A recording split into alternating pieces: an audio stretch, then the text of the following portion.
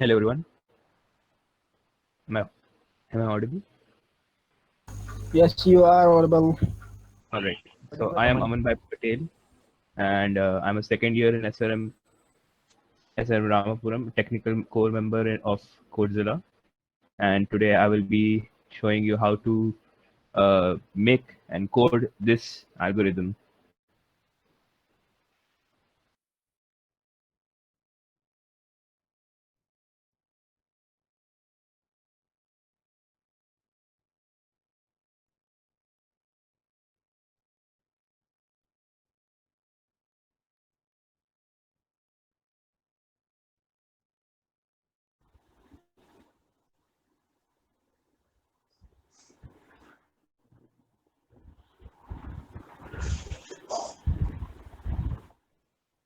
Aman, it seems your mic is muted.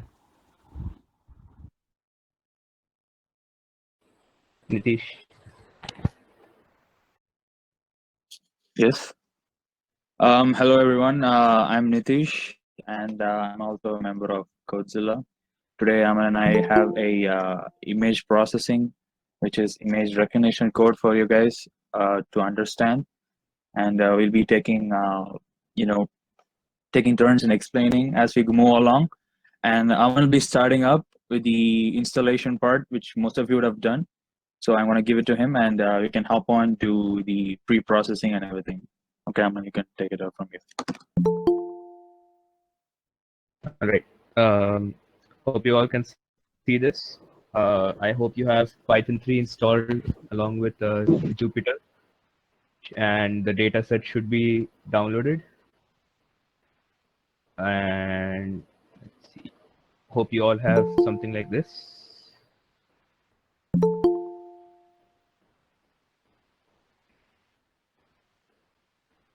Hope you all have a folder called, you should have a zip like this. You just have to extract it to a folder in your desktop.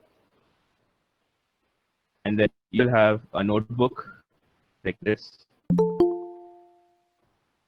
You'll have this notebook which you'll have to open in your Jupyter lab, and then you'll have a data folder.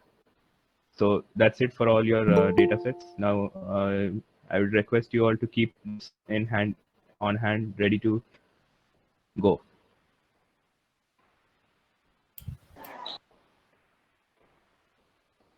So these are all the steps. Now, for Python requirements, we're gonna use a few libraries, and I'm gonna give you a quick method to download all of these libraries. We're gonna be using NumPy, Pandas, Matplotlib, scikit-learn, and scikit-image.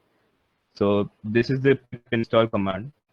If you all have installed using Conda, you will have to use Conda instead of this here.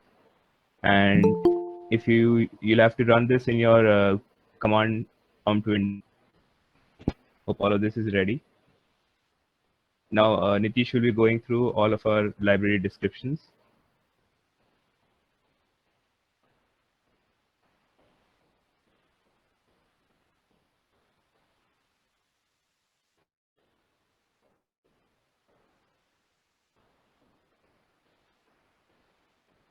Hello, Nitish. Okay. Hope everyone has installed all these packages. If you haven't opened it yet or haven't installed, please do so. Or any queries you could ask right now. If we have a couple of minutes, we'll wait if anyone has doubts. If you have installed, please do open it in another tab and keep it, because we'll be moving along. You could execute the code on your own as we explain every single part of it. So in a way, in the end of the code, end of the session, you'll be learning how to do the code and get confidence. Okay, right now this is NumPy. I'll be explaining a few concepts right now. NumPy, since most of you will be familiar with Python as well as C++, C++ has arrays, and Python you cannot have arrays because you cannot input like multiple values in the same variable. So we have the concept of NumPy, as images have a lot of dimensions and which needs a lot of data, larger data set, like which can be stored in matrix 2x2 or 2D or 3D matrix. Here we'll be doing with 2D matrix. So moving on to Pandas. So pandas and NumPy, basically they are the array-like structures of Python. So you might ask, what's the difference between NumPy and pandas, since they do the same function? So there is a concept called label and unlabeled data. So pandas are most efficient under labeled data. That's why there is a particular section of libraries called pandas in Python. So in this image example, you could see that in the first image, although the text is not clear, the images have the description of dog, cat. That smiley face is actually a black cat. It's merged with the background. So that's a cat in the labeled data. In the unlabeled data, it's just the images of the cat and dog, and it is not labeled as cats or dogs. So this proves to that, some, if not every data has to have like a title to it. It could be a cat or dog. A human can perceive it to be a cat or a dog because we have been fed up with it from from our childhood, but a computer doesn't know. So hence there is this labeled as well as unlabeled data. We'll be dealing with labeled data since all our images have their own names and labeled data sets. So moving on to the next concept. Matplotlib. Matplotlib is just data visualization. What do you mean by data visualization is you have data, you're processing it, and then you want to showcase it. You want to showcase how this image is being processed and how the library is actually showed in a chart, which means a bar graph. So that is a separate function in Python. So in order to show the data, you can just show the point values of the graph, and then we plot the graph. So this matplotlib is like plotting that graph from the mathematical values. Okay. So as you can see, in everything we do have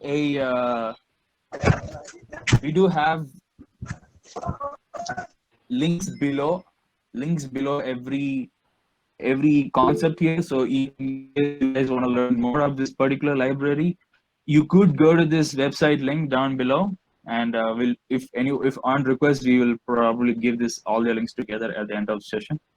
And ski learn kit, this is a new term for most of you. This would be a new term even if you know Python, because ski kit is basically a project started by very few years back in Google Summer of Code. You could have had, it's like a open sourcing kind of thing. So SkiPy is the basic concept. SkiPy toolkit is skikit learn. So this has the large amount of data analysis, data manipulating tools built into this library, and mainly majority of it is used in image processing, and there are specific libraries image processing later developed, but this is one of the first few data analytic libraries ever brought in Python. And this was just brought in 2012, guys. So it's pretty recent and still improving as we improve in tech. So next, skikit image is the particular thing we'll be dealing to. Skikit image is for image reading and array, so that you don't miss out the data. If skikit learn, the previous one is more versatile. You could use for any kind of 2D data and arrays. And skikit image, they improved, and then they later on brought in this skikit imaging just to process our images. And in order to increase the accuracy and everything else, this was more efficient. So this is what we've been using today. Okay, next. Importing libraries. So guys, open up the code right now, and this is the first segment of the code which will be processed. Okay. What's the next? Oh, that. So this is how your code will be in your web page, and we are right now at system libraries. So we have imported OS, imported warnings, pretty basic self-explanatory stuff. This is just to know that what are if any spelling errors, which mostly probably occurs, or is some syntax errors, and this will just show up in your once you execute the code, which is Shift Enter, by the way. If you want to execute this code block, you just click Shift Enter, and then it executes this block. Okay, moving on. Data libraries, as we discussed, NumPy and Pandas. Here we'll be using NumPy and Pandas. Import NumPy as NP. NP is the variable under NumPy, the library NumPy. Importing NumPy. This is how we directly import libraries in Python. And here also we're doing the same. And it's pretty easy, guys. You don't have to type hashtag include and all that drama. You just import NumPy as Panda. That is NP is the major variable which we'll be using as we move along. And then it's kind of like you don't have to type NumPy. It's just NP. So NP and NumPy PD and Pandas are quite the same. So we are just having like an alias name for it. It's not even a variable, it's just like an alias name for the NumPy and Pandas. Okay. Data visualization, as I said, you need to plot the points because it's a matrix, and we'll be showing in the graph. We have actually done an improvement. Actually, Aman has done. Aman and I quite worked it. We have done an improvement. We will be showing you the graph along with the images, so you'll know how the data points and how accurate the images are in a per graph later on in the program. And this is the matplotlib pyplot as PLT.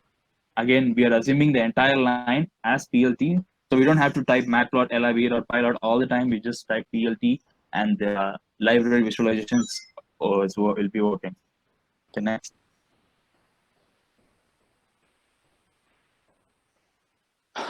Image processing libraries, guys. This is the most important part, as it's right from now. You're gonna get really confusing terms. Do not get scared, or be comfortable with these codes. So I'm gonna tell you from SK image. So we learned about skikit, skikit sklearn. So skikit is the main library name, but the actual way of implementing it is sklearn or skimage. In our case, as I told you, we're going to deal with completely images, so we are using skimage.io import imread, which is image read image show, importing that from sk is from that library. Import this particular sub library, you could say. You could just understand that way. Resize, I'll be explaining resize later on in this. And from color, we are import RGB to gray. As the name suggests, RGB is red, blue, green, which is colored images. We're going to grayscale them, and pretty interesting stuff is going to happen. I'll be telling you in a while.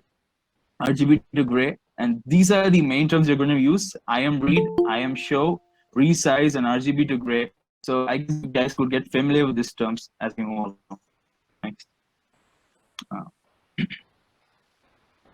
Okay, this I'm going to be explaining this part. This is the initial part, and I'm going to be explaining you the code. So do not get caught up, or please move along with as he explains the code. All right, I will be now explaining how you guys are going to read images into your code.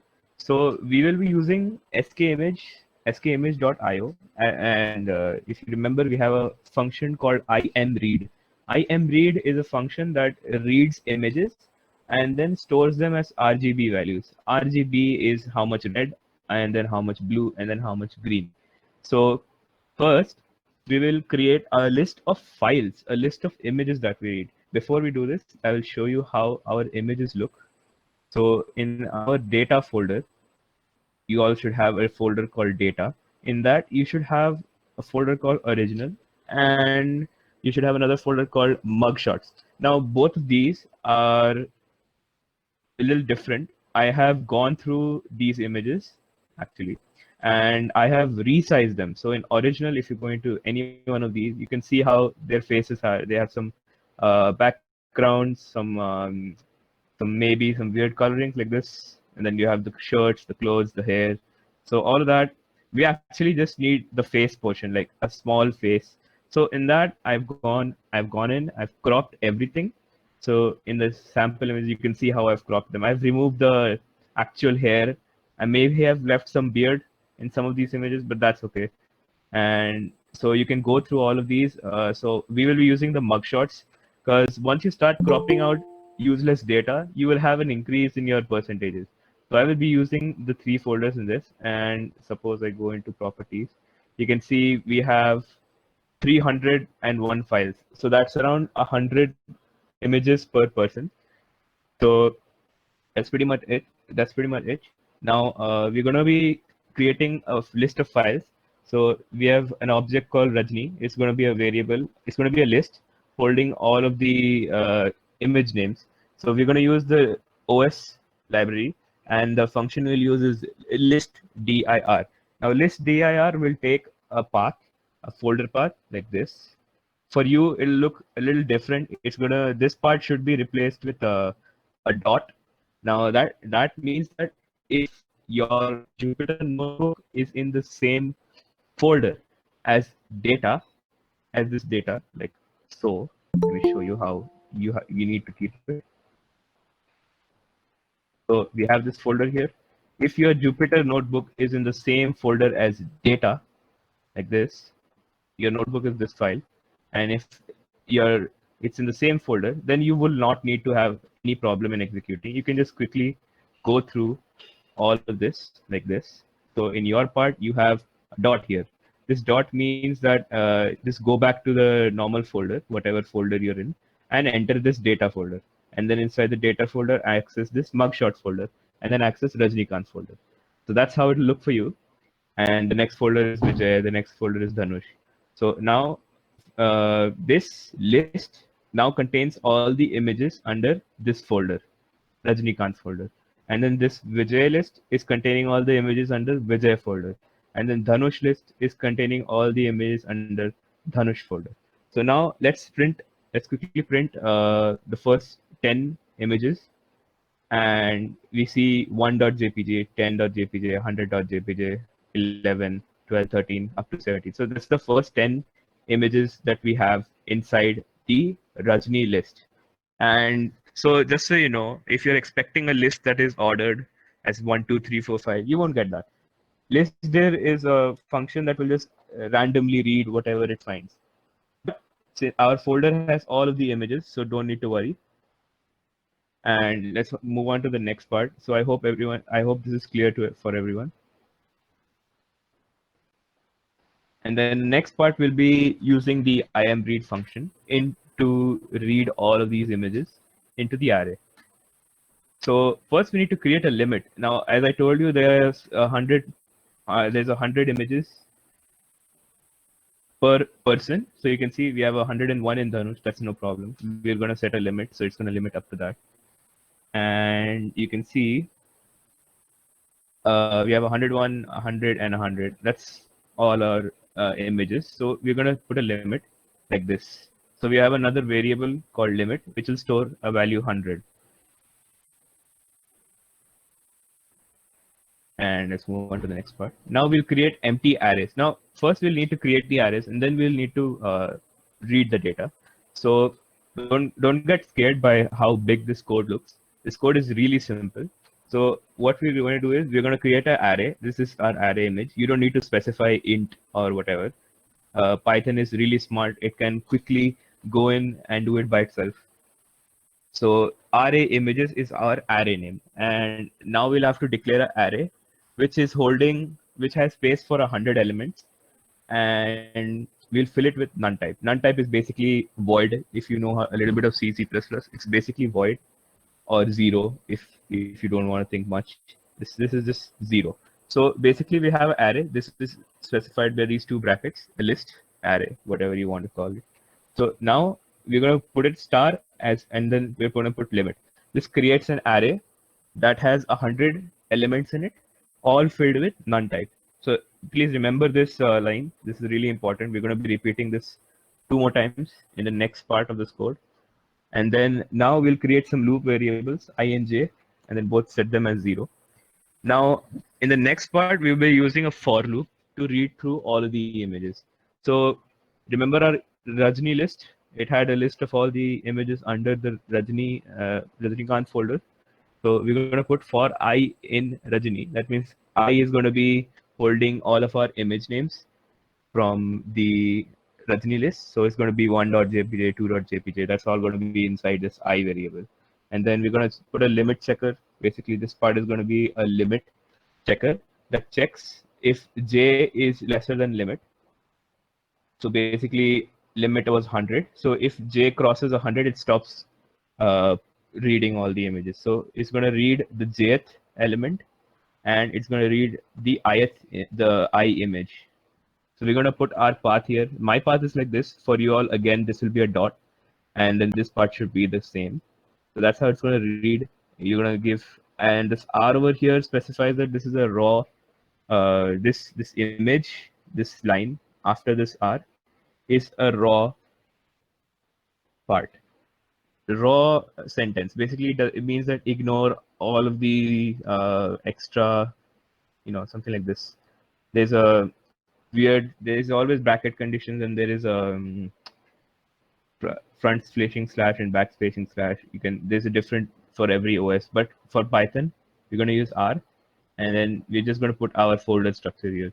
So for me, this is an F drive in this particular folder. For you all, as long as you have the data folder, this folder inside the same folder as your Jupyter notebook, it's going to be fine. It should run. And then we're going to increment J, and if J crosses limit, it's going to break. Break as in it's going to break this for loop, and it stops. So now we have the images read. I've already executed this code. You'll have to press Shift Enter on this cell to execute. For you all, this cell will look a little big because I've done all three in one. You can see I've created all of them in one. This is your cell. So when you press Shift Enter, there's gonna be a number over here on this top part, and it's gonna show you what cell number that is. So for me, you can see it's 8. So now we'll go to the next part, which is adding the others. So you can see this is the code for the next 2 people in our list. We have VI and DH images. Again, the same part for 100 images, 100 an array of 100 elements with none type. This is going to be the same code, and then this is just the same loop. You can just copy paste it, and then just change the image, the variable name, and the folder name. So there you go. So programming is really not that hard. You can just quickly copy paste that front part. I've already copy pasted it like this, pasted once, pasted twice, and then just change all the names. That's it. DH images. All right. Sorry for that. Now we'll go on to the next part, which is assembly of the data set.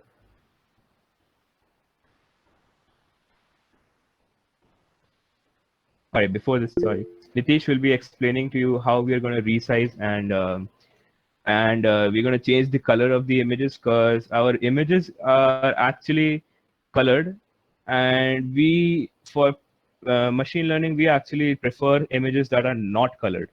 You can see all these images are colored. We're going to use them as black and white images just so that our algorithm does not have to process so much data that it gets confused. All right, Nitish, take it up.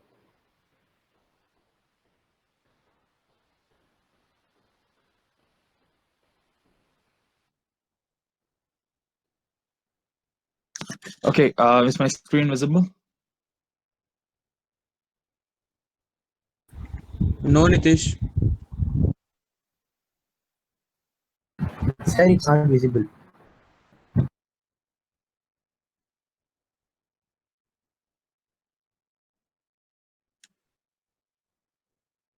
Okay,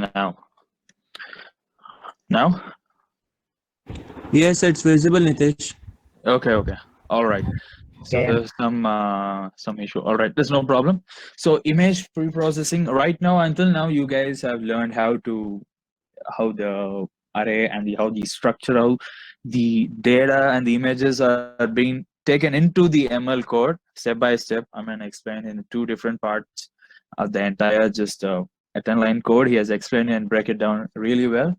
And right now we'll be moving along to the very simple concepts of what it does to that image, which we have uploaded until now. And we'll be learning what is resizing, why do we need resize. So to resize an image, we have this resize function method. This is a default method which is already available in Python. This does not do major changes to the image. It doesn't like cut off the parts which we need, or it doesn't add on extra white spaces or blank spaces to make it larger in order to fit it to the particular ratio which we need in the code. which the ratio aspect we'll be discussing later on in the code. Right now, you can just think of it like a particular, like in a particular image, like a thumbnail.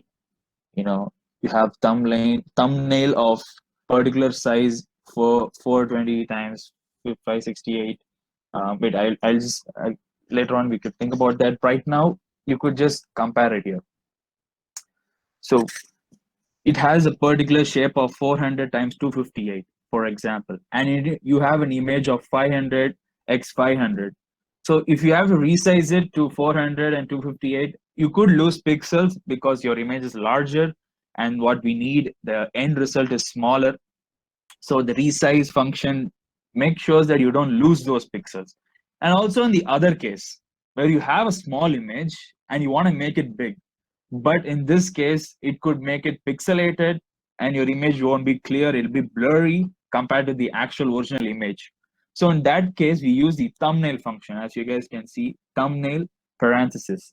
So thumbnail functions ensures that even if your image is smaller, and if you give a new image ratio, which is 1200 x 600, as you can see, if to 1200 600, it makes sure that it'll tell you the result that it cannot be made larger, as you may lose some pixels, as there will be some issues later on. And in that's the reason we use thumbnail. But resizing is just so that your image doesn't go completely out of ratios. And if you have 300, here we're dealing with 100 images. If we have 300 images, it'll take the 100 images which has the particular ratio of 400 x 258, and as you can see, Aman had previously cropped it to the particular ratio so that all the images already in the fixed ratio. But when you go to the real-time application wise, it will be quite random sized. So if you are able to choose these particular ratio images out of a cluster of 100 and 300 images, it will be efficient for your code and as well as the end result. So that's the reason, one of the main reasons we use resize function. And so I could give you an example right here. So this is like an image of a thumbnail ratio. If I were to expand this, it'll lose its pixels. As you guys know, if you expand a small image, it could become blurry. If I decrease its size, it could also result in not being pixel lost as well. So that's one of the reasons I wanted to show you that. And that's it about thumbnail. So this, right now you should be in this part of the code. As we learned IM size from the first part, IM size is just, we imported from SK image, if you I guess could recall. So we'll be using IM size alone. And for J in range, this basic loop function, loop. And there's no brackets since it's Python, we just use indentation. RA means Rajni, VI, VJ, the DH, Danush, and resize function. And whoa, here, this is new term. As you guys could see, gray over here and gray over here.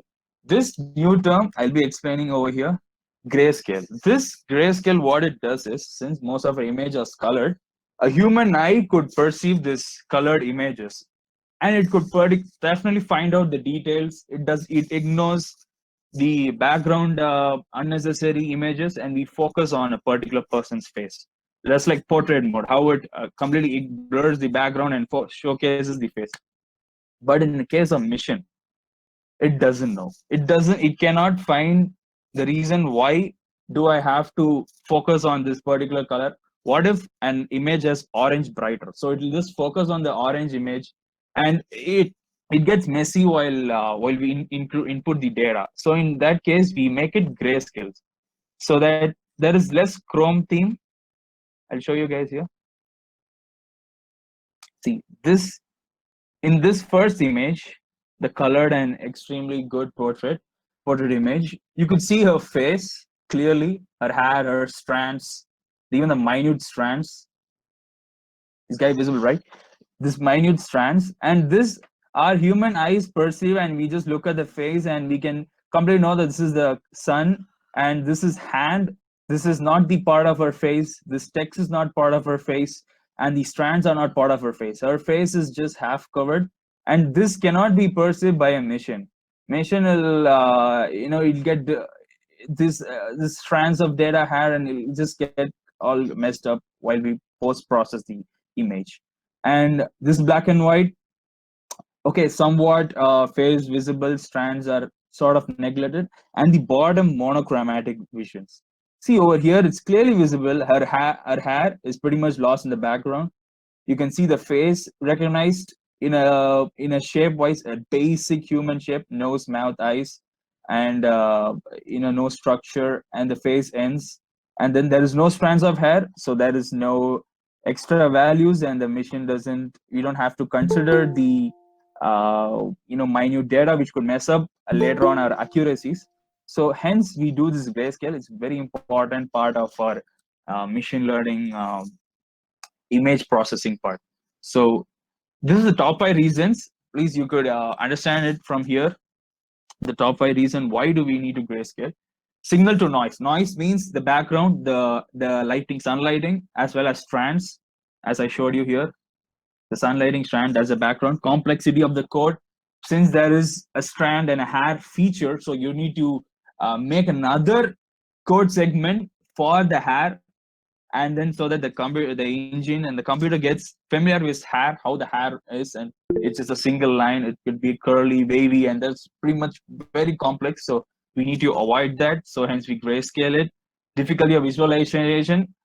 Human can perceive colored images. He can perceive eyes, nose, and hand from a face, and a computer doesn't. It needs individual particular data. It could increase the difficulty. Right now we're just dealing with the facial feature data. So color is complex. Yeah, pretty much. Speed. So in grayscale, if the computer can easily make a colored image to grayscale and process and easily figure out the nose, face, and eyes from the grayscale image. So the efficiency and the speed with the modern computers increases by a huge difference. So within 24 hours, you can process over like 110,000 images just by grayscaling them. This is one of the major reasons why we grayscale, and it's very important, guys. This grayscaling part, it's not a useless part, but it's pretty much what we use. Assembly in an data array. So this next is reshaping. You guys be learning from Aman, and he'll be discussing the major difference between reshaping and resizing. So we'll move along to him.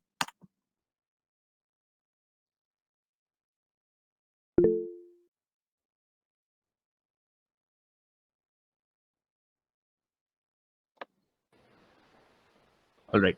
I hope you can see my screen now.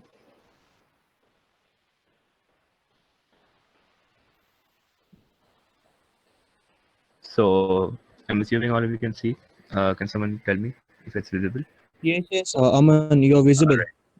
So now, since we have the arrays ready, we have 3 arrays ready with all of our data. Now we're going to go through assembling of data set. Now we have 3 different arrays. So our job here is now to merge them into one, because machine learning doesn't work like you take one by one. You have to merge all of them into a single big table. Now Pandas is like a code version of Excel, and so we're going to be merging it all using Pandas. So let's first see how Pandas work, how we're going to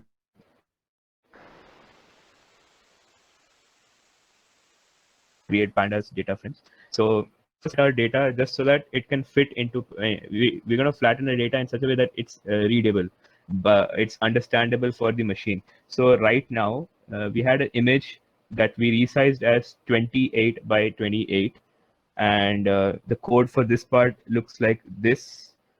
It looks like this. There you go. It's a big part of the code. We're going to have an image size that we have set. So here you can use whatever you want, to be honest, but the bigger size you keep.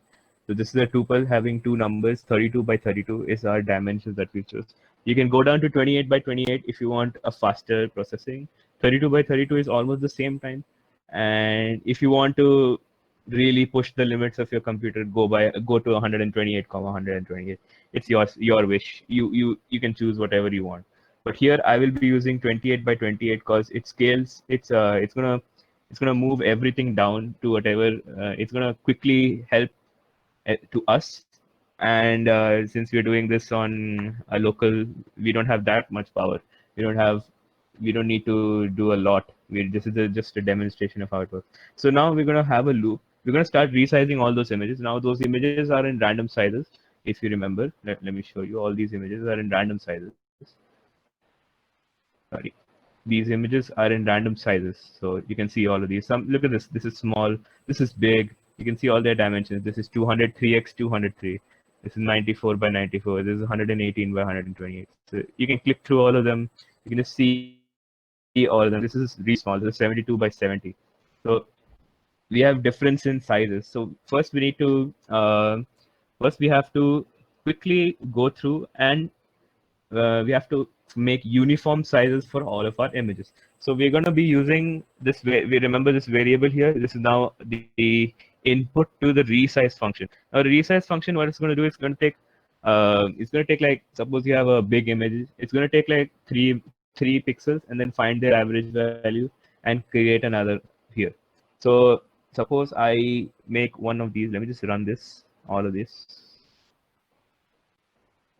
so that we have this ready. Okay, I think we have it ready. So I'm going to run this, and suppose if you want to see what our input to this function is, we have RA gray. So this part is the part that grays out our images, and it's basically the same loop, but then we will just put it through the RGB to gray function, and the output for this will look like this. Let me just quickly show IM show, and we'll put RA underscore gray 0. So now you can see this image. It's grayscaled by default, and you can see its size is 250 something by 150 something. So now this code literally goes through all the images. It's literally the same as the reading part, but this goes through all the images. It creates a gray array. It's like the gray array, and then it's gonna read the image from the array images array, and then it's gonna go through the RGB to gray function and store it at the jth element. And it's the same for all the other two people, like this. And so if you want to see any of your images, like this is the first RA gray image. Suppose I want the 100th RA gray image, I'm going to put 99. There you go. This is the 99th image. Very nice mark there. So that's the IM show function. IM show function is going to print or show images depending on how you have configured your notebook. It's going to open a new window or show it like this. But since we have mat.lib inline here, like this mat.lib inline line over here, it's going to show inside this cell. So now that we have this ready, now these are all gray images, they're ready. So now we're going to move down to the IM size part. This size is 32 by 32 over here. You can choose whatever you want, as I said. And now we're going to input. So this one loop is going to resize all of our images. You can do it one by one if you want. This is just going to add like 6 more lines of code, but whatever. So RA gray J. So the jth element of this RA gray will be resized to IM size, and the image that the source of the image is RA gray J. So you can understand how this loop works if you know a little bit of programming. This is simply taking the jth element in RA gray, resizing it to this size, and then returning it back to RA gray. So this is a really simple line of code, and it's doing the same for the rest of the three. And then now we're gonna set some values. So we need number of columns. So basically what we have right now is a 28 by 28 array. And what we need is one row of data.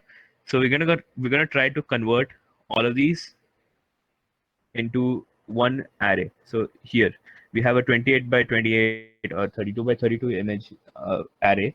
We're going to try to convert it into 28 square times 1. Times 1 means basically this is going to be a row, one row of data. So per image, we're going to have one row. So first we're going to find the number of columns that we'll find that we are going to have per row. So you can see this number is going to be 784 for me, and depending on what size you use, it's going to be the square of the first size of the image. So number of columns is equals to array gray dot shape 0. Dot shape is going to return a tuple having two numbers. So obviously we're going to access it with 0 and 1. So I'll just choose the first image because our images are now uniform in shape. I just chosen the first image and found out its value. And then now we're going to see, yeah, so we have 300 images. So our data set will be of dimensions 784 columns by 300 rows. That's how it's going to work. And now we're going to go, now we're going to actually reshape that part.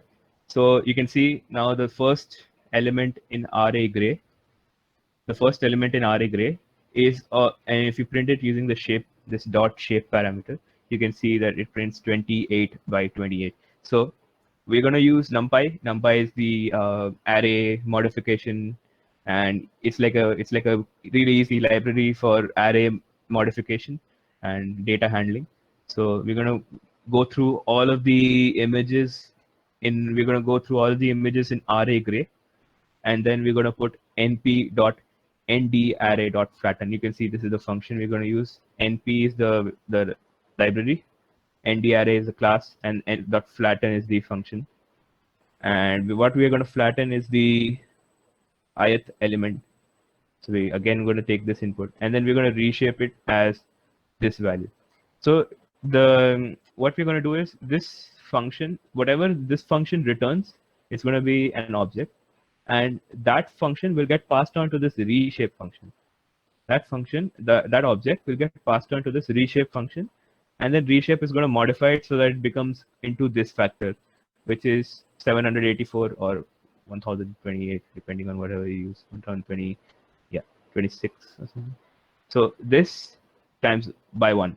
So now once you print array gray 0 dot shape, you will have a matrix that looks like this: 781, 84, comma 1. That means now you have a row of data, and if you put array gray dot shape, it's not going to print any value because it's going to show you an error. I can show you how it looks like this. So I'm pretty sure it shows the value. See, you can't print the shape.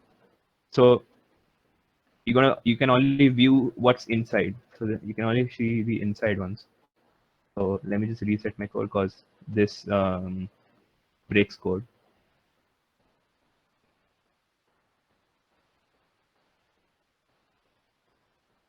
Quickly run through.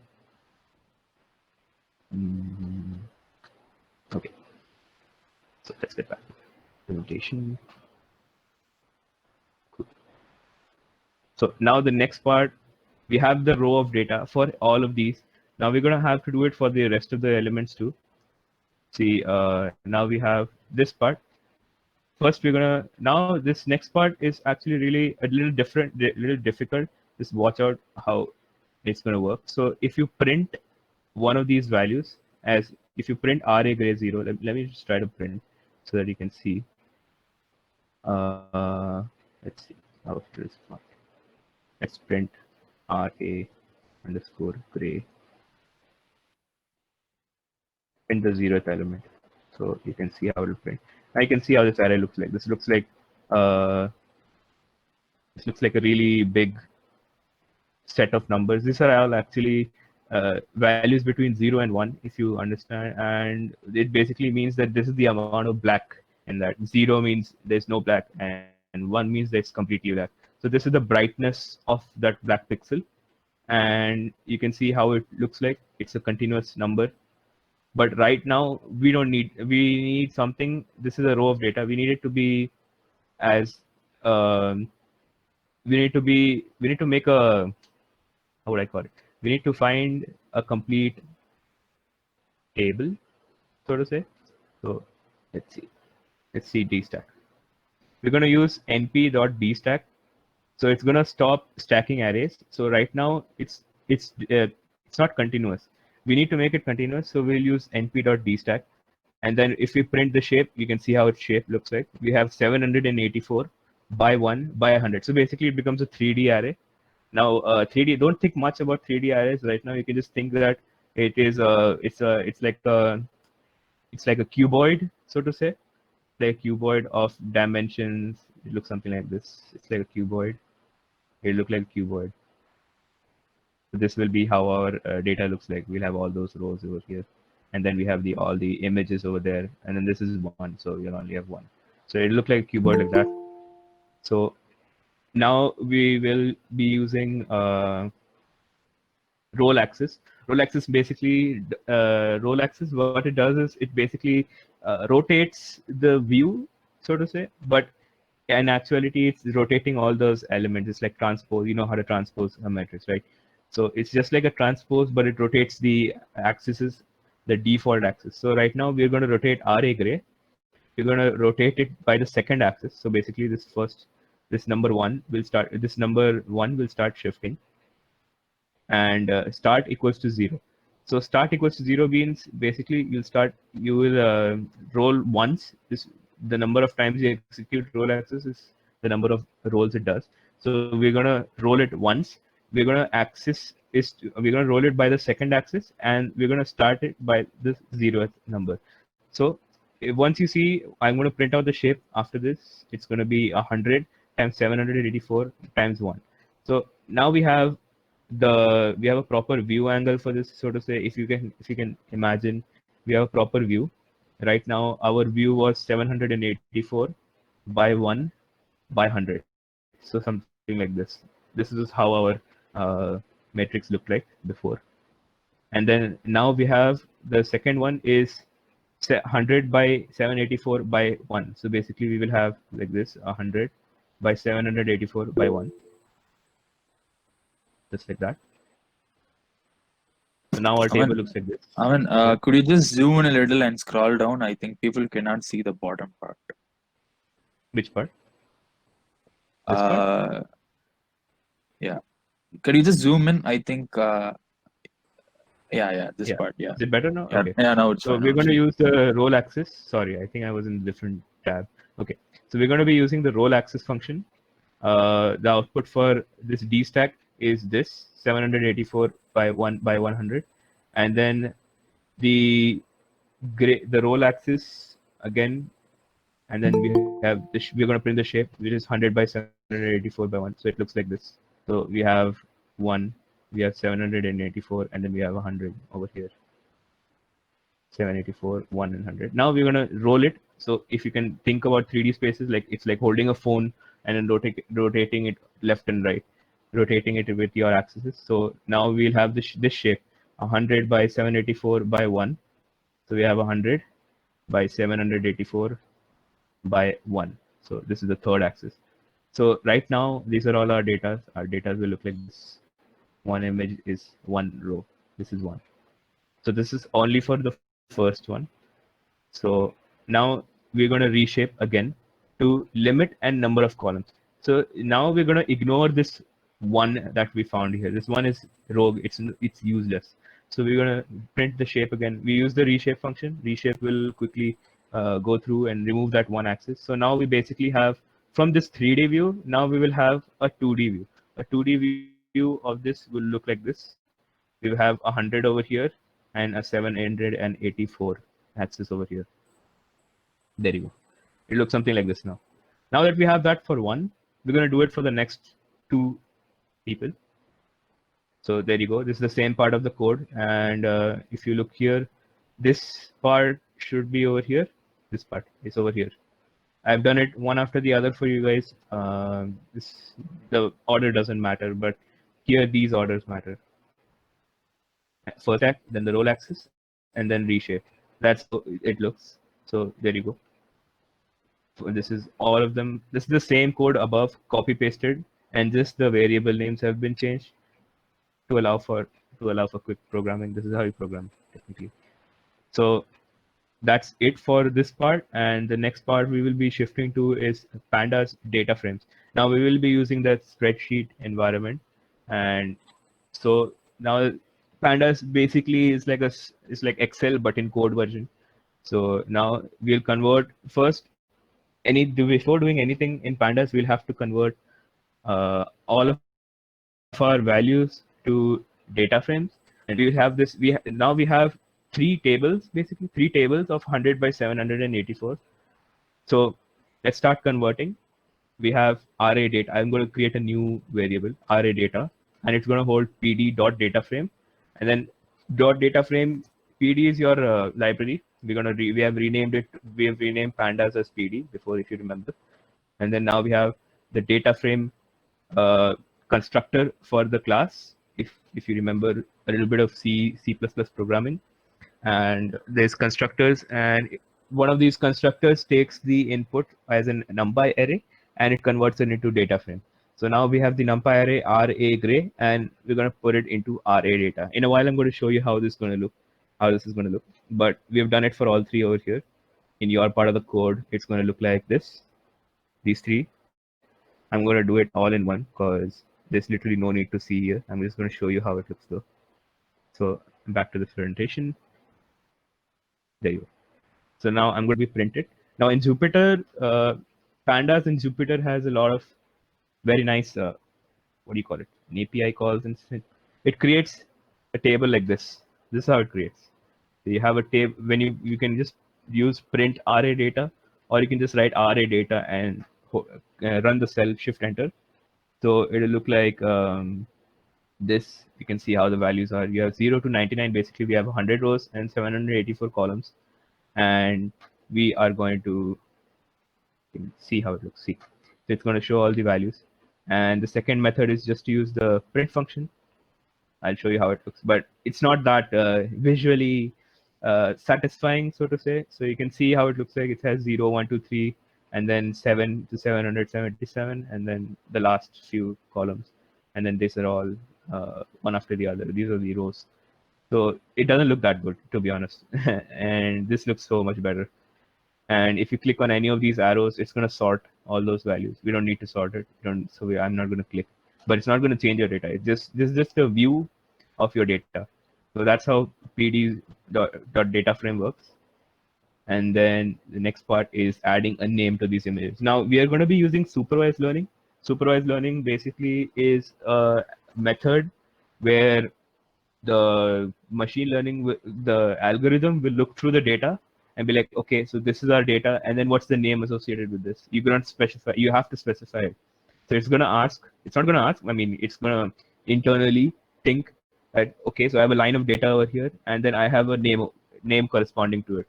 So it's going to look like this, and it's like, okay, so this looks like RAJ, so I'm going to keep it like that.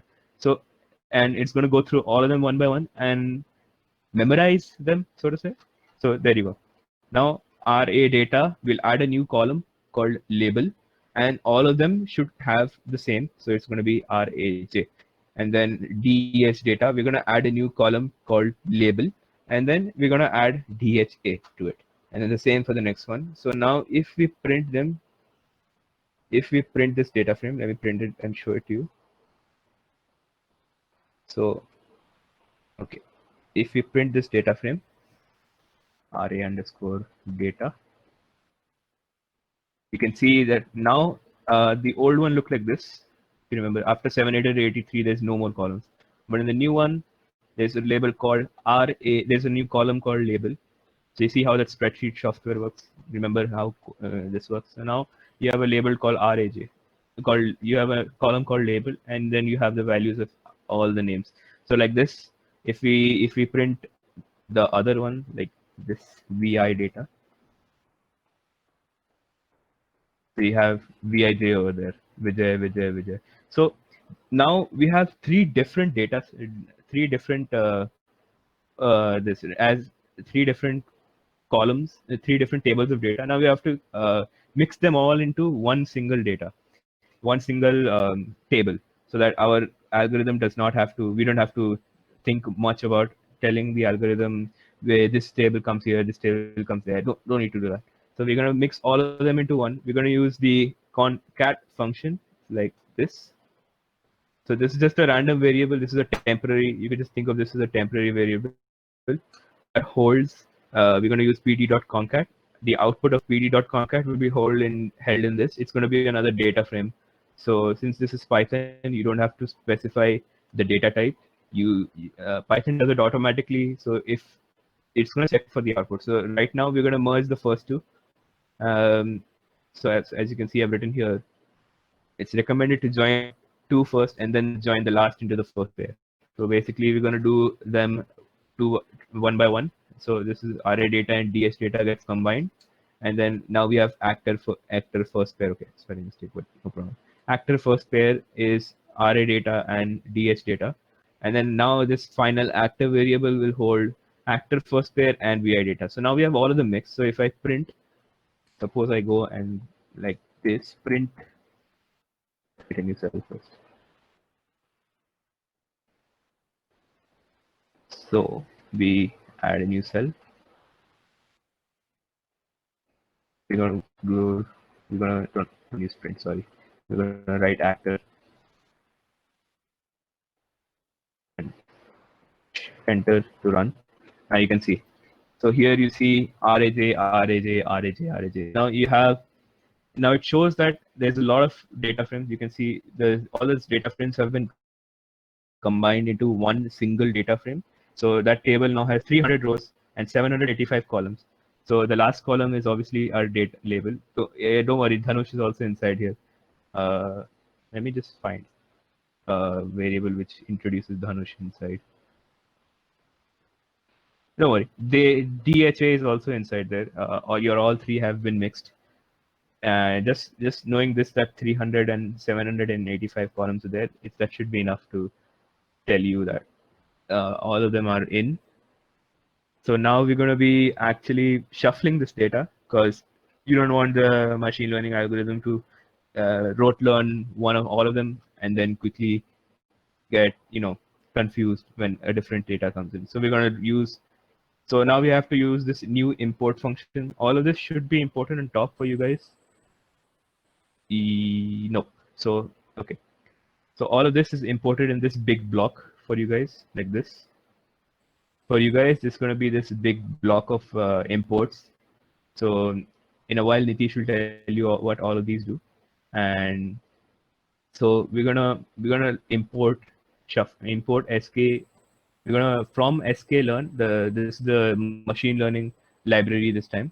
From sklearn, we're gonna import utils, the utils class, and then we're gonna import the shuffle function.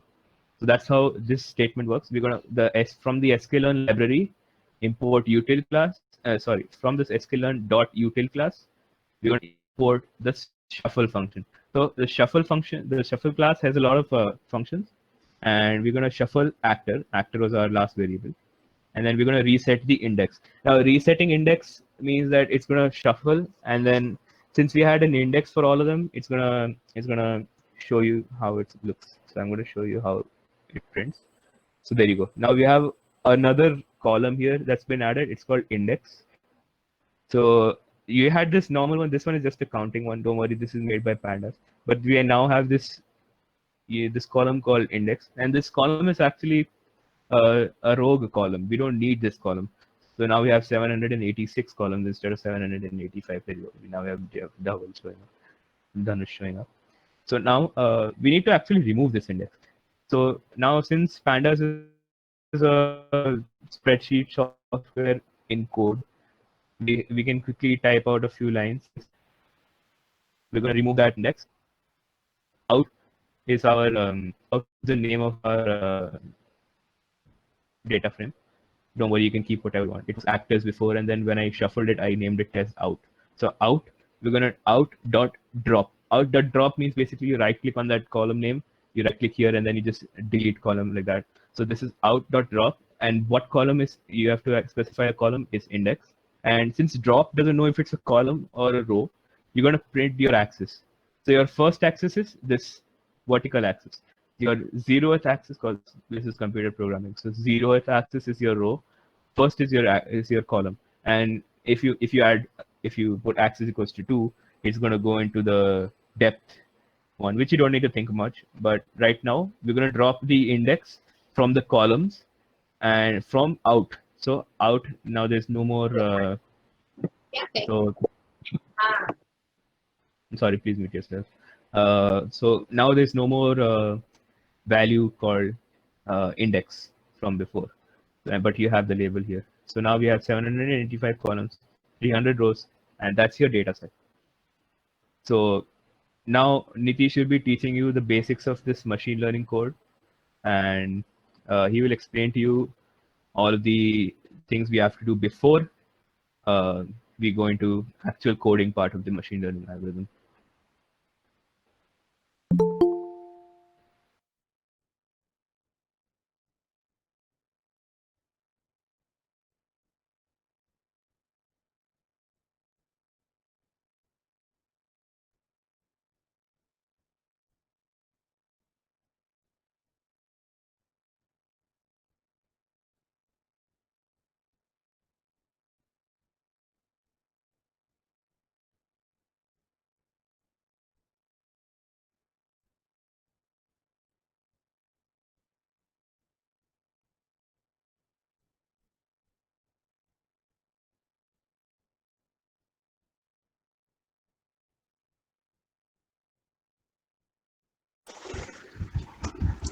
Hello everyone.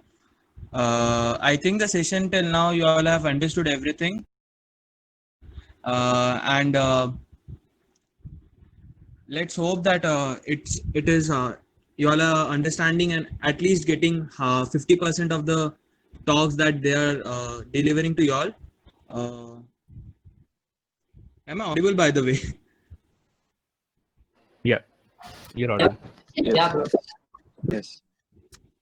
So we'll be sharing all the feedback form and the other links of joining a community at the end of the talk, at the end of the session. And I hope everyone is on LinkedIn and Twitter. If so, if you all are there on Twitter, you all can tweet about us, about this event, using hashtags of Codezilla, or you all can tag us on the our Twitter account name, Codezilla Club. And you can also follow us on LinkedIn. We have also different channels like Facebook. We are active on Instagram also. You can follow us over there. Uh, we'll be sharing you all the links of this accounts. Till that time, we hope that you all are enjoying the session and getting at least half of the talks, understanding them. And if you have any doubts, you all can just come to chat, and you can just put your all your questions in the chats. If not, you all can also keep up the questions in the Fun with ML group on WhatsApp. Maybe I hope everyone is there. So you can also put your questions in the Fun with ML WhatsApp group, and we can answer you also. So we are waiting for you all to tweet about us, about these events on Twitter, hoping for a positive response. Next, I'll request the speakers to take the session. That's all from my side. By the way, yes, there's one thing that I forgot to tell you all. As Mozilla is an open source community, open source company also, we ourselves also encourage most of the open source talks. So if anyone has to give a talk, is interested of giving talks of SRM Institute or outside, we all also give a platform to talk. And other than that, if anyone wants to know about Mozilla or the product Mozilla, or are interested in building open source projects, you all can contact us, and we can make some open source projects. Right now, we are working on a few projects of GIS, geographical information coming up. So there are also, like, other than ML, machine learning, we are also working on different domains like data science, blockchain, and AI. We are myself, I'm a blockchain developer. So any one of y'all who are interested to work in open source projects can collaborate with us. We are also available. We also encourage everyone to talk about their experiences. So at the end of the session, maybe we can have a quick chat and feedback time, in which we'll give you all a little time to express yourself. You all can also come us, yeah, the feedback form. Arpit Sharma has asked about the feedback form. Uh, we'll share you in a while, Arpit. We'll share you in a while. That's all from my side. Nitish, you can take over. Thank you. Okay, thanks, Aman. And he gave an introduction about our community and our main ideas. So, guys, so until now, I know it's 3 p.m. on a Saturday. It could be dull, but this is a very interesting code. And you guys would have followed along. Everything is repeated thrice because we have three actors, Vijay, Rajni, and Dhanush. So it's not a lengthy code. It's just the same code repeated thrice for every single, making it grayscale or taking the image. We are doing it twice, so it seems long, but it's not. It's just repeated thrice. It's very simple, guys.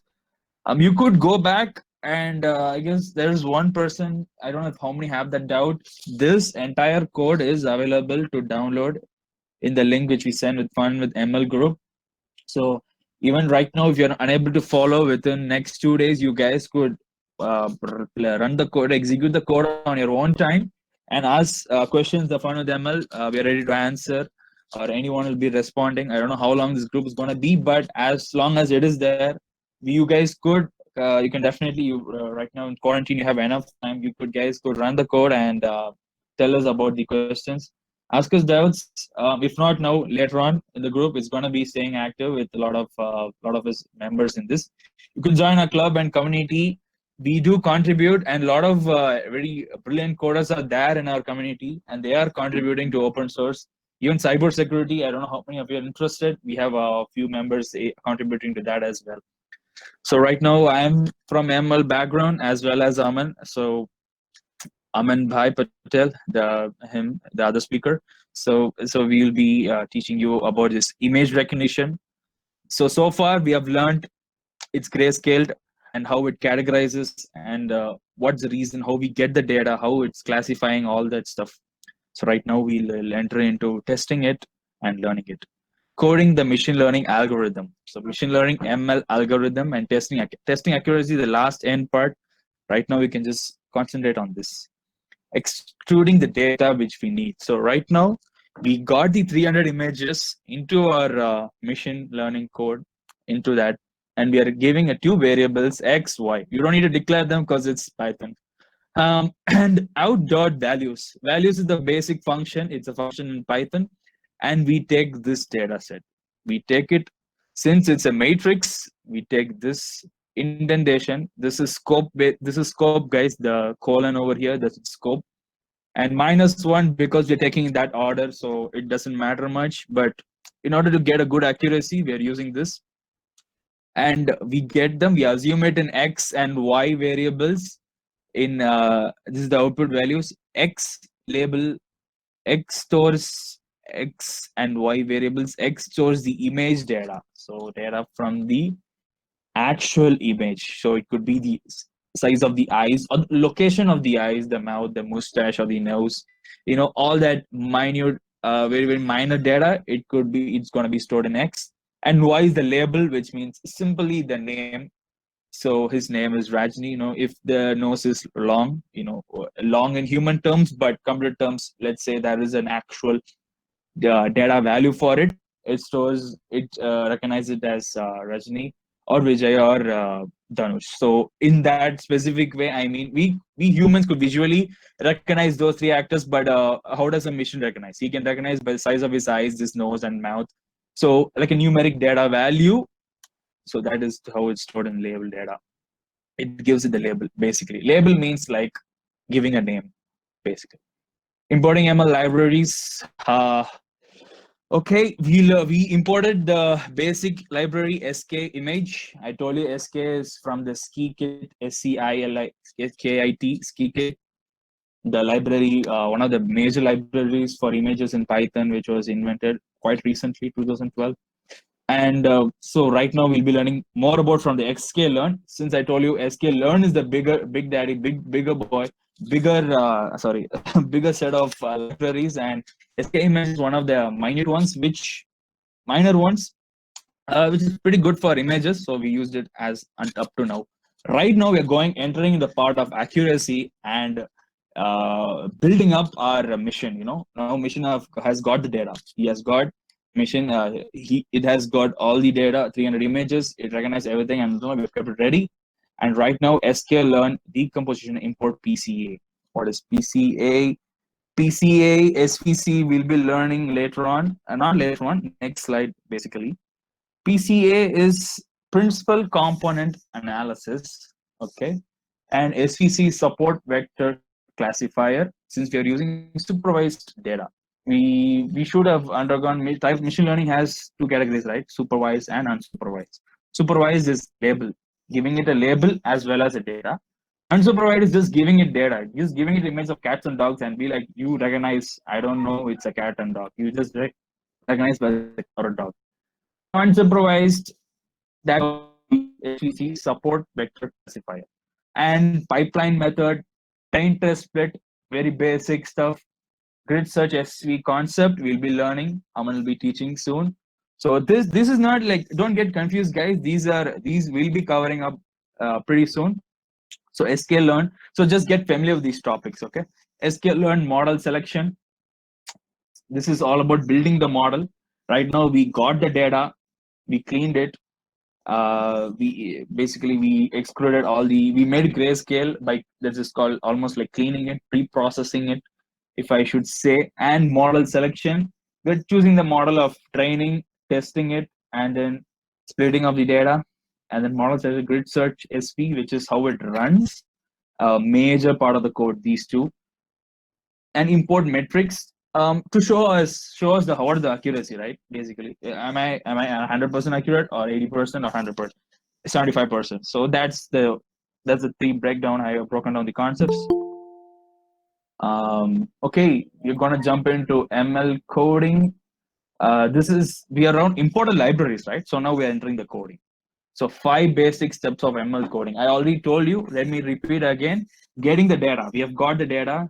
As Aman explained the first part, array data, and from the library location, we created the array, we get the files and all that, cleaning and prepping the data. And that's how we made the arrays. That's how we made it grayscale. We cleaned it, we prepared it, we made it grayscale so that the engine, the machine learning algorithms can easily recognize the data sets that they have from the image. They can get the data like the size of the eye, size of the iris, the nose, and all the minute data values, the metric values it gets in. Now we'll be training it pretty soon. The next slide I'll be telling you what's the training. But just remember these 5 steps. Every time you code, you gotta remember these 5 steps. Getting data, cleaning it. If someone asks you what you're doing in ML coding, right? You just tell them this is what I do. I get the data, I clean it and prep it. I train that. I make a model. I train the model. I test it, and then I get the accuracy. And I try my best to improve the accuracy, because that's what we strive towards, to increase making the engine perceive any object as close to its to the label it's given. So if it sees a cat, it should not say it's a dog. It's still difficult, but as we go on, we should. So the splitting and training data. Trainings, testing, and splitting data. It's just a single line code. As you can see, xtrain, xtext, xtest,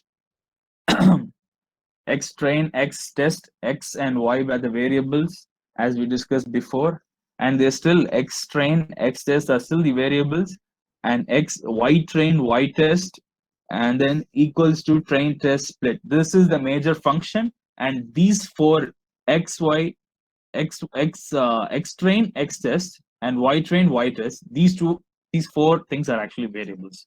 So they're not the actual predetermined term. You can name it anything you want. You can just name it xt, xtr, sts. Those are just variables. It doesn't matter. But the main function is train test split. xy random state is 0. Random state 0 because you don't need to put value to make it complicated. We're just keeping it randoms, any missed out data. The last column in the 100th column and the 200th row, it might have a random garbage value. So in order to avoid such stuff, we just make it 0, not to complicate the code basically. And that's it.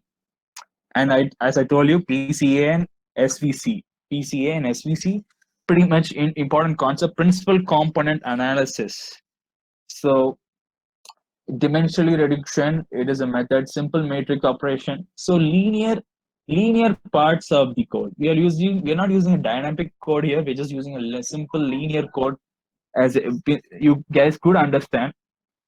Not many dimensions because we're taking a 2D object. We made grayscale. We made it as simple as possible. So PCA is it just makes it just simplifies the processing of the code overall. Support vector classifier. This is SVC method. This is a technique and a method for using and for solving these images. I'll show you in code format in the next part. But right now, let's know the concepts of it. SVC aims to draw a straight line. So what? Let's show you this. So guys,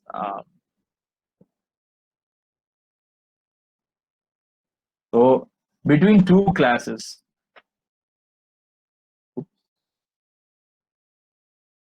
Okay. Between two classes, as wide as possible. So we don't have two classes. We have more than two classes, but you get the concept of it. So since the data are quite spread up, it's quite random. We have this SVC drawing lines between 3 different dimensions. So I will show you the simple example. So let's say this orange dot x orange marks belong to cat, and these triangles belong to dog. Some values, these are just quite values, and what this, and then we just feed this data, these data points 7, 6, 6, 4, 4, 3, and we have just fed the computer with this part of the code and then this part of the code. So right now it drew a graph because of matplotlib, as I told you before. It drew this in the background as we were just typing the code. And now what it does is it already has classified. In a way, you could see it has classified this in the bottom half and upper half. So what this SVG try to do is it says, so here you go. This is any region above this is going to be a dog. Any region below this is going to be a cat. So this, you don't have to, whatever data is in between these two, like the red lines, as you can see, this must be avoided. This is the garbage values. In layman's term, is the garbage values. In other ways, this is a confusing data. Like a dog, it's like a, what if a cat is big and has a big nose? It could be mistaken as a dog for a computer. And what if a dog is small enough and the height of a cat? It could be mistaken as a cat. So they fall under these two values, obviously, because the features of that kind of dogs, like example, Pomeranian, it looks close to a Persian cat. Persian cat is a big fluffy cat. You guys could, I hope you guys can perceive these two things. So they're pretty close. They might be over here, around here. So they must be avoided so that our end result is quite clean. So it does this. So this support as a classifier classifies them over here and avoids data mashup and makes the code quite clean. So let's read the text. Implementation of LIB-SVM, library of support vector mission. Support vector mission is complicated one, but anyway, the major library is support vector mission. And beyond thousands of samples, large data sets. So this is a smaller data set.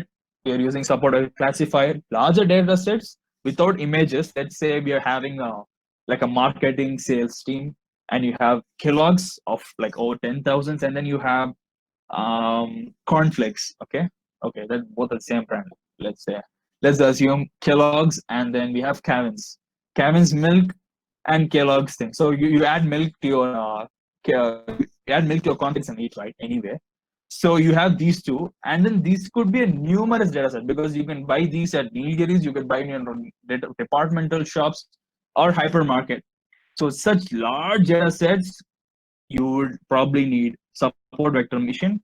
But right now we have condensed it so much to just 300 images. So we are using support vector classifier. A multicast supports handle to 1v1 scheme. So we give importance to every single images. It's quite required. And this is what I'm talking about, sklearn, SVM. you guys will be using sklearn a lot. Even right now in any other code which you're trying to do, sklearn is quite familiar and quite frequent term, and you guys should be familiar with this. It's probably like in hash include stdio.h or math.h. We do include string.h in certain cases. So this is something like that. So just remember this. You must be familiar with this. And SK linear model, our model is linear for most part. We are not using extreme data sets. We're using simple data sets to make it quite easy. SVC aims to maximize the gap. So I gave an example where it drew the red lines or the blue lines. This could be any color, but just to simplify, I gave you this image. But usually what SVC aims is to maximize the gap between two classes, between 2 or 3 or whatever, how many ever that is, the data values. But to simplify, just it maximizes to the gap between two classes so that there is an overlapping and quite mashup of the data and affecting your later accuracy stuff. Okay. Creating the model, we'll be using PCA. Okay, this is the first creating the model. As I told you, back to the what do we do here? Top 5 steps. Get data, clean data, train model. Just before train model, it's making the model, right? It's quite a minor step, yet the most important, because it's going to be the same no matter what. Only the variables are going to change, and probably the this components is going to change, but it's fine. It's PCA because our principal component analysis. Okay, since we have condensed the code so much, we made it PCA. PCA in caps is the major function. This is the variable which we are going to initialize it to. SVC is again the in other words, you can say keyword, but it's actually predetermined in the Python SVC. Python terms, you must get familiar with Python terms. So in caps, is it's predetermined. So that's it. N components equals 150, white and true, random state 0. As I said, this is just to avoid confusion. And let's say SVC kernel RBF weight balance. So here we are not aiming to draw the line like I showed in the example. So it's just gonna separate the gap between each other. That's all. And the model, this is the main function. Make the pipeline PCA, SVC. So make like a plotting kind of a graph, PCA and SVC. Let's go. Okay, this is where we enter grid search SV. This is the third segment of the ML library as we discussed. ML coding. See, we covered up PCA. It was in our first line of a model. Here, as you can see, we are importing them in quite a elaborate manner, but then this is the first line. And then the SVC. You combine them, you get the pipeline. So they're not 3 different terms. They're quite the same. You need, in order to make pipeline, you need these 2. And then we train them. And then we enter into grid search, and that's it. Grid search is just, machine does the work. We don't need to do the work. We just have to type we don't have to type every single process. So the model, the whole point of making the model is how it trains the entire 300 images within 3 or 4 minutes. All right. So right now, we'll be moving along to grid search SV. Aman will be telling you about that. And guys, let's see how the accuracy has turned up for our code.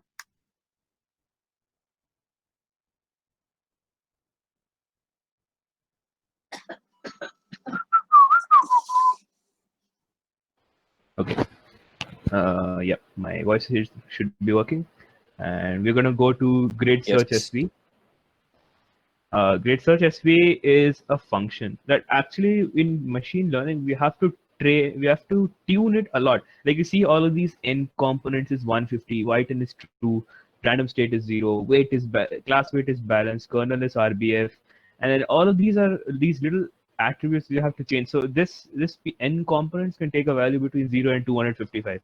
So what the machine learning, when you learn machine learning, what you actually have to do is to know what numbers over here will influence your accuracy. So suppose here we put false or something, it'll change your output in the long run.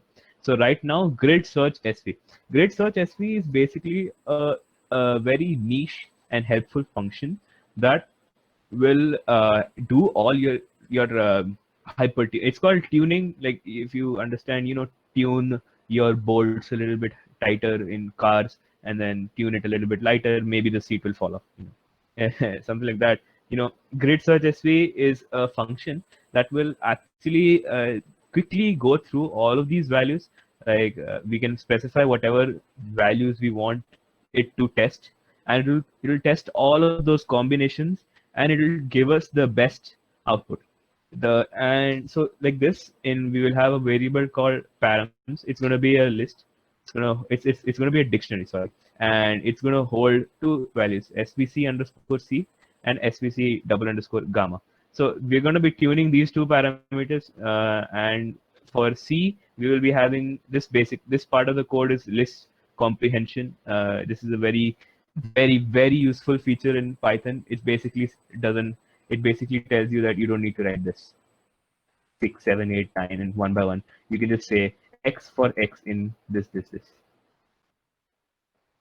you can, instead of writing 1, 2, 3, 4, 5, 6, suppose you need to write 1 to 100.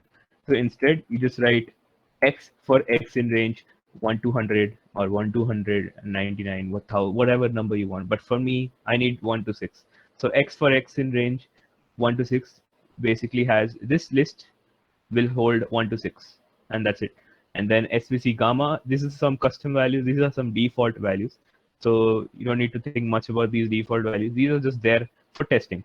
And it will find out the best combination. So suppose it will take C value, the C value, it will take it as 1, and then it will test with gamma. So with gamma 0.01, you get accuracy of 70%. And then this will get 80%. This will get 81, 82, 83, or something like that. You don't need to think about it.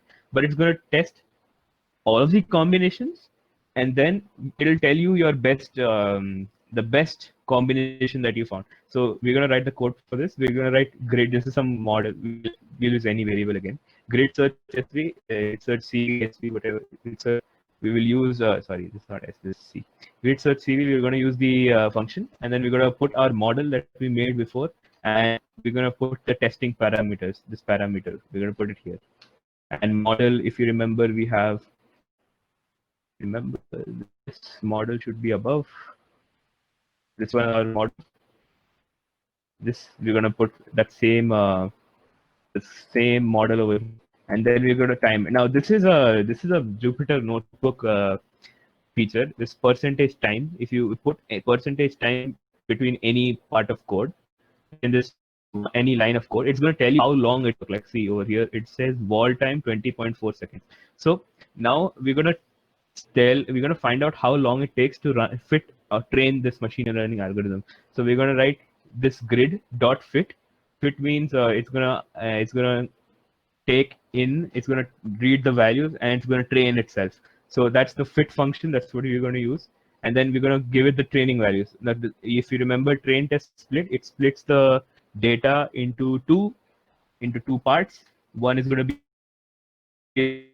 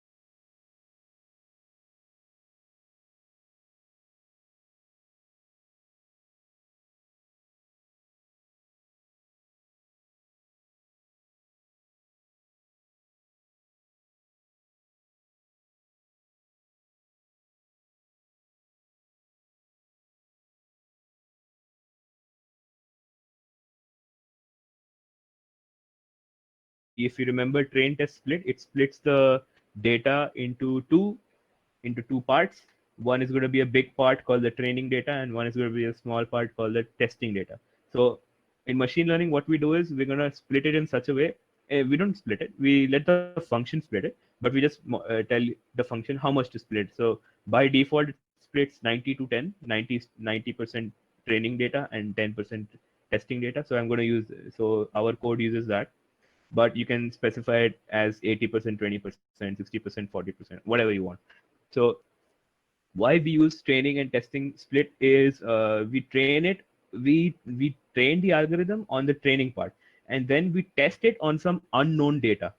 That's why machine learning is so powerful, because you use training data, but you test it on some unknown data that comes from the same data set actually.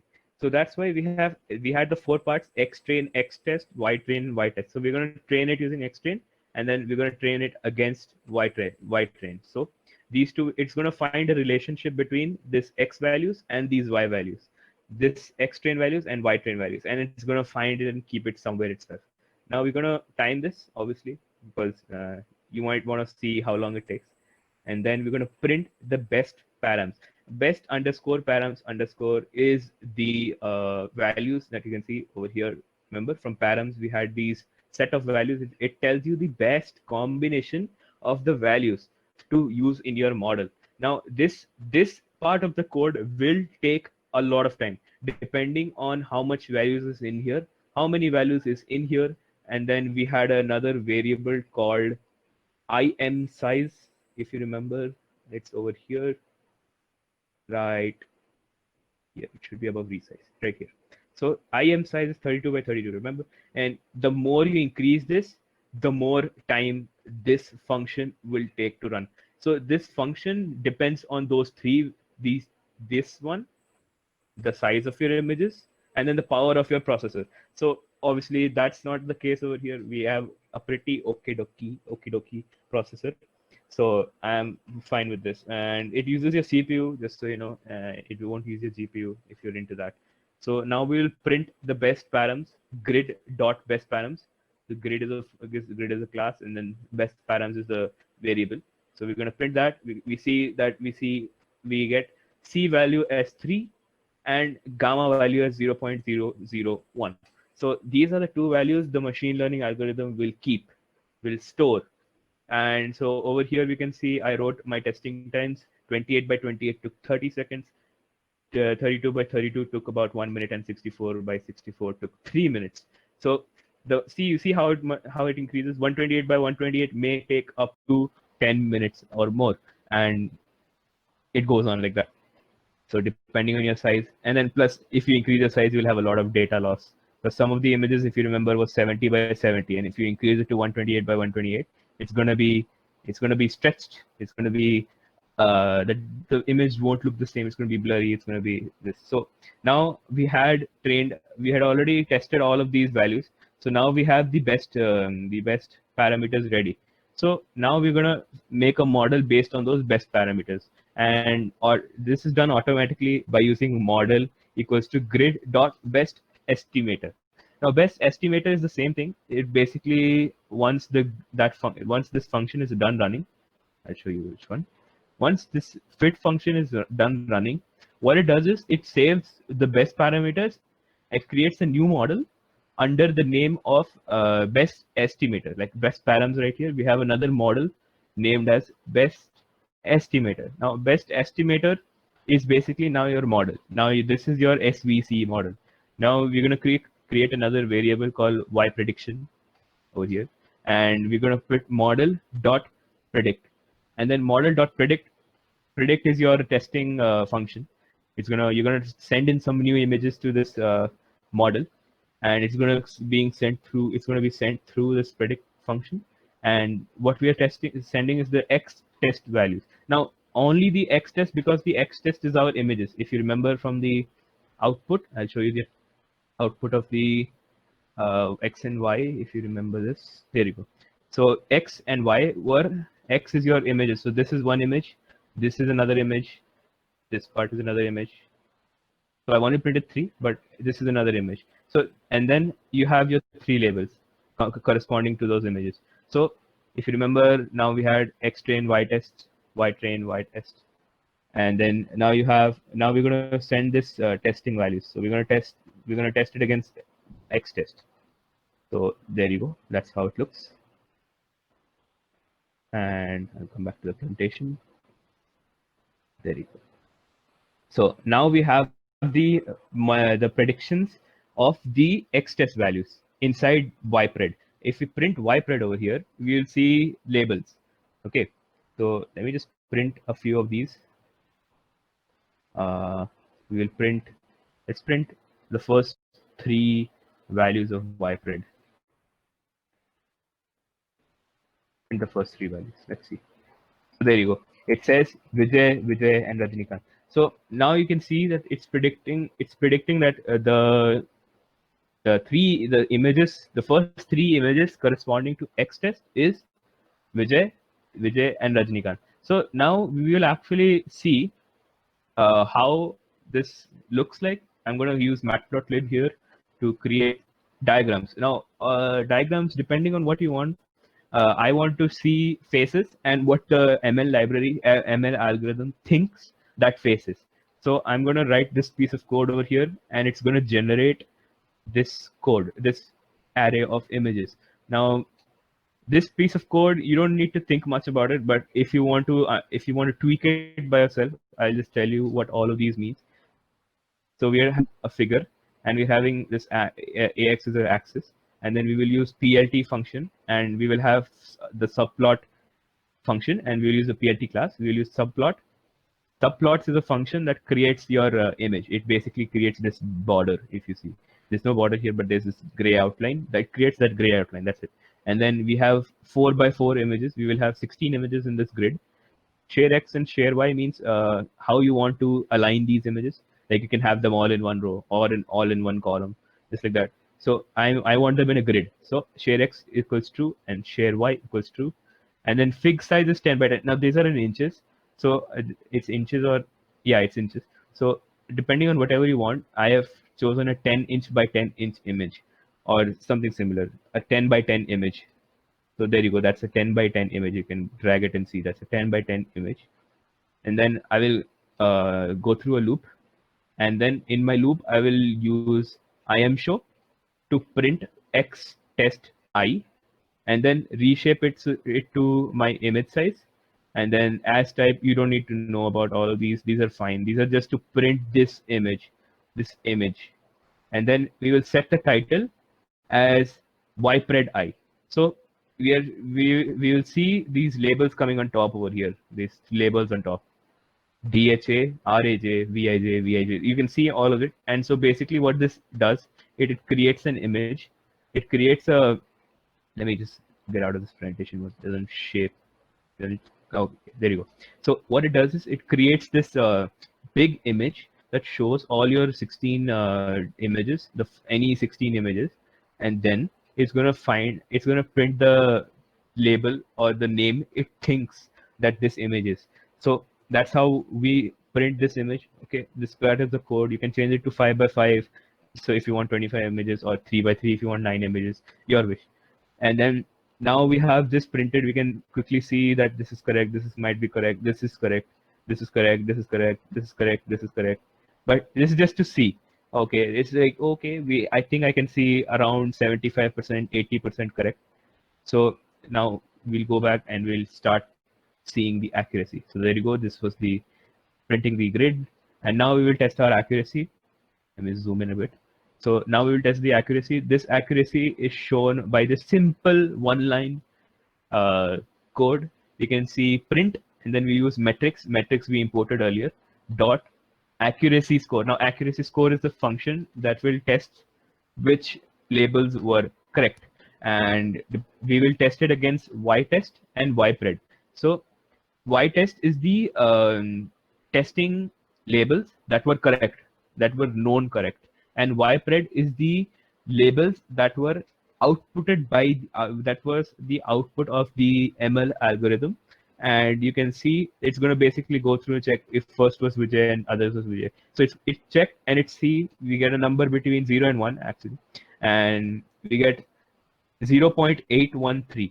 0.813 actually means 81.3% accuracy. So this should actually be multiplied by 100 if you want to get the accuracy number.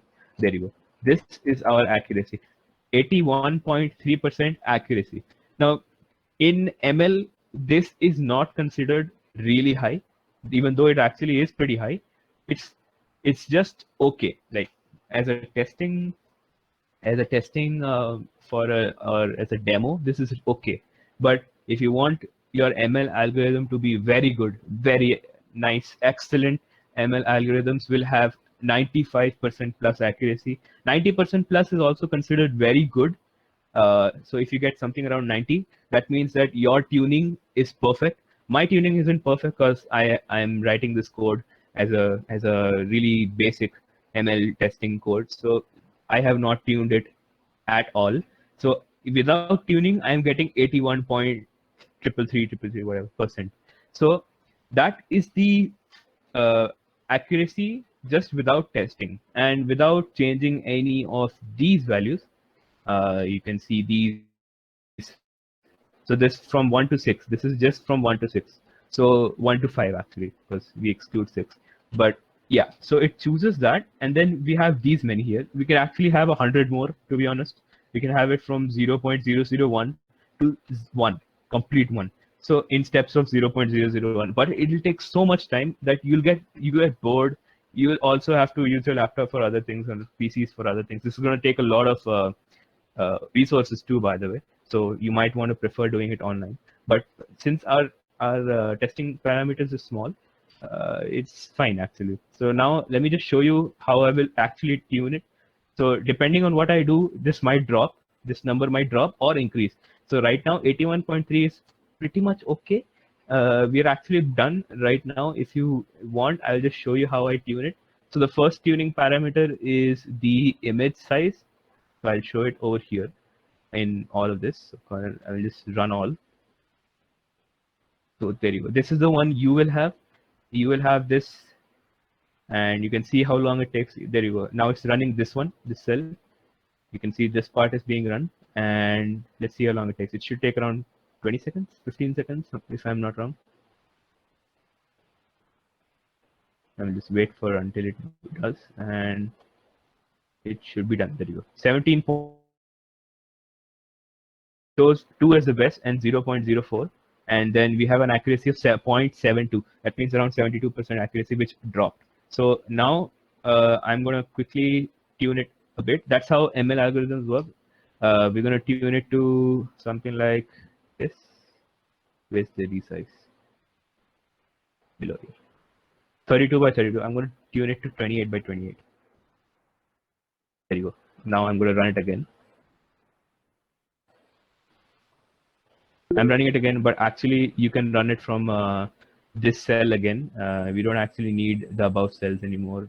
You just. I believe you didn't switch the tabs. It's still in the main tab. I am sorry, I forgot. There you go. In yours, I'm back in yours. I have rerun this once, so that's why it's going to take a bit of time here.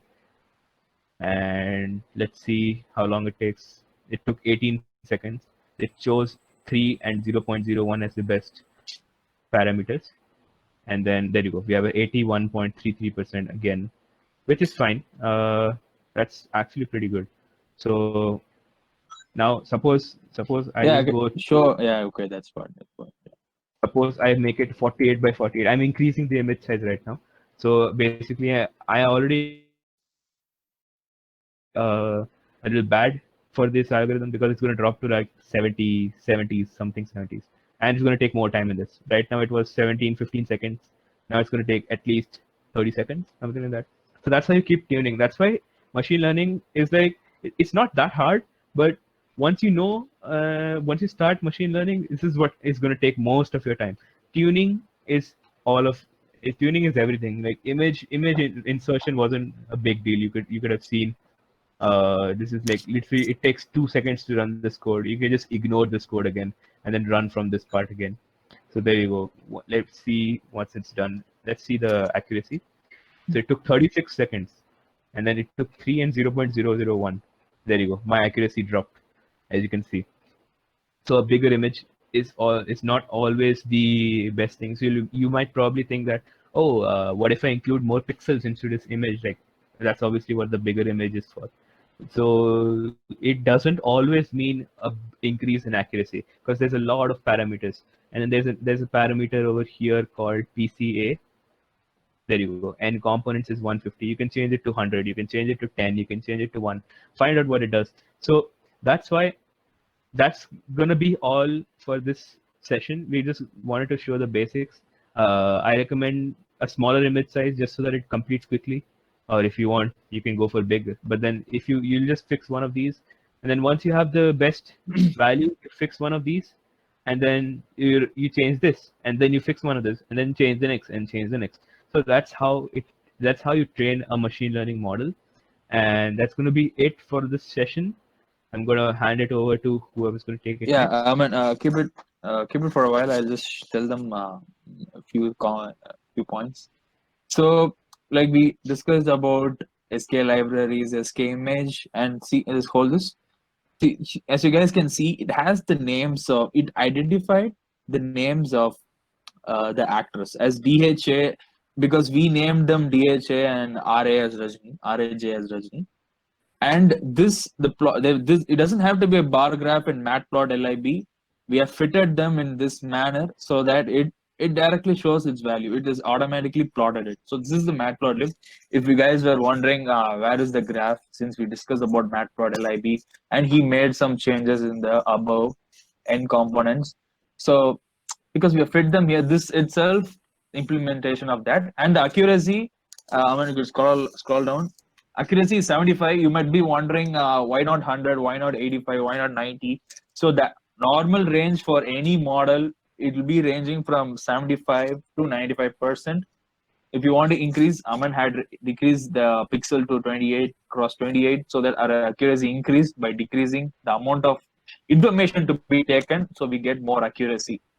So in order to make this, this is pretty good. 73 is 77 is very good. 75, anything from 75, I would say to 85 is excellent. 85 and above is too good. We need a lot of data for it to ever happen. 85 to 96, it's like we need a lot of amount of data. But right now, without doing augmentation concept, with just a simple grid search SV concept, we were able to get 77. It was actually around 86 few days back, but it keeps fluctuating. But anyway, the range of 77 to even 81, 81 is pretty solid. So that's why we did tweak around the pixel size, which 28 cross 28, 48, 48. 36 cross 36, the more you increase, the time also increases. Since Aman was able to do in 36 seconds, we got this. So if you are wondering about that, this is the thing. And yeah, and thanks for Varsha to pointing out that the switch screen and everything. She seems to be following along. Hopefully, many other people are following along the code as Aman is dictating as we were discussing the concepts. So I think that's it, the coding part. Hope you guys enjoyed. And we'll be having a short quiz by our hosts. They'll be taking over, and you guys could tune in and try to recollect what you actually understood from here. It'll be pretty fun. So stay along, guys.